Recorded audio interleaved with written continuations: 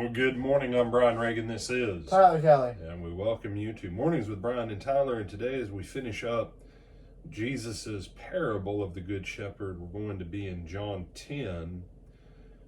What did I say, Tyler? Verse 11 through 16? Something like that. Okay. The good shepherd gives his life for the sheep. But a hireling, he who is not the shepherd, one who does not own the sheep, sees the wolf coming and leaves the sheep and flees. And the wolf catches the sheep and scatters them. The hireling flees because he is a hireling and does not care about the sheep. I am the good shepherd, and I know my sheep and am known by my own. As the Father knows me, even so I know the Father, and I lay down my life for the sheep. And other sheep I have which are not of this fold, them also I must bring, and they will hear my voice, and there will be one flock and one shepherd. All right. So we kind of already looked at this. Why does a hireling flee, Tyler? Do you know why? Because they don't want to be responsible for being eaten alive by the lion. Okay. Or the wolf, As we're talking about here. And that's part of it.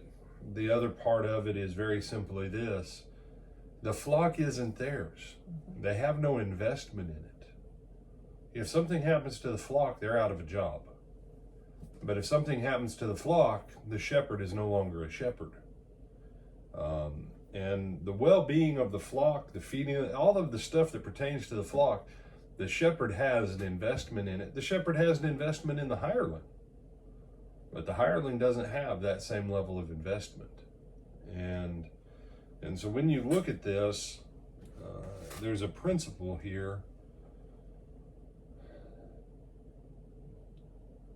If you can quit when things get tough, you're really kind of in the hireling category.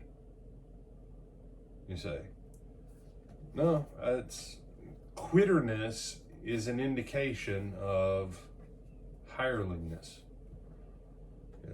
And this is not quite the same as when an elder in the church steps down because of health or because of other issues that hinder them from doing their work as a shepherd. You say, well, this is about Jesus. I know Jesus is a good shepherd. He's the pattern.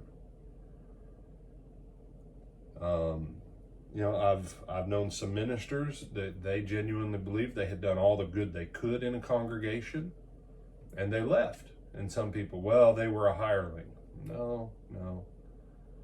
A hireling is the one who leaves when there's a little bit of trouble. A shepherd says, nah, we're going to work this thing through. And so you have that issue. And the other thing is a hireling will not put themselves in genuine harm's way. The shepherd will. And I would ask that you keep that in mind. If someone claims to be a shepherd, but they've never put themselves in the middle of a situation where they might die, they're probably not a shepherd. Now, if you've never had that opportunity and you are a shepherd in the church, then don't think that I'm saying because you haven't. No. If you've never been there, if those opportunities have never been there, that's a whole different issue. But can I tell you another side of that? Just because someone doesn't have the title of shepherd, if they're the kind of person that will step into the situation with the wolf, whatever that wolf is, at risk to themselves, that's when you start to find out who's a shepherd. That's when you find out. And so don't go looking for opportunities to throw yourself into. That's called foolishness. But if you shirk those, you have to ask, are you a hireling or are you a shepherd?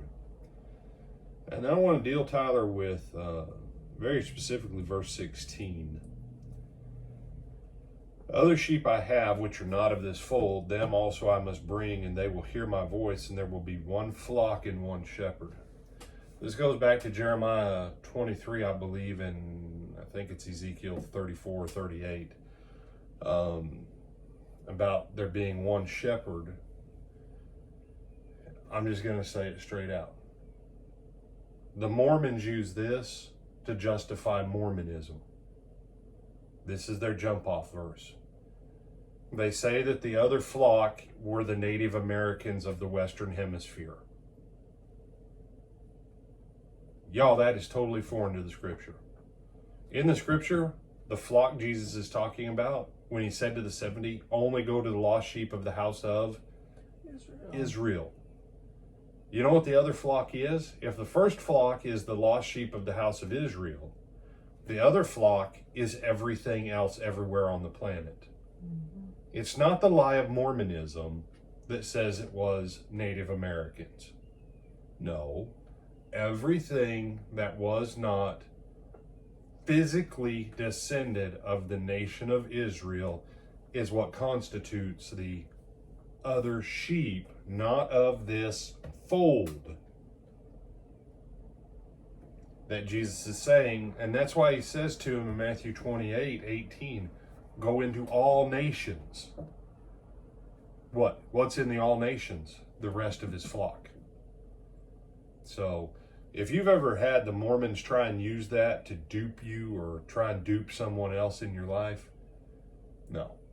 And if you need further clarification on that, Ephesians chapter 2 and Colossians chapter 2, where it says that Jesus took of the two and made one in the cross, Jew and Gentile.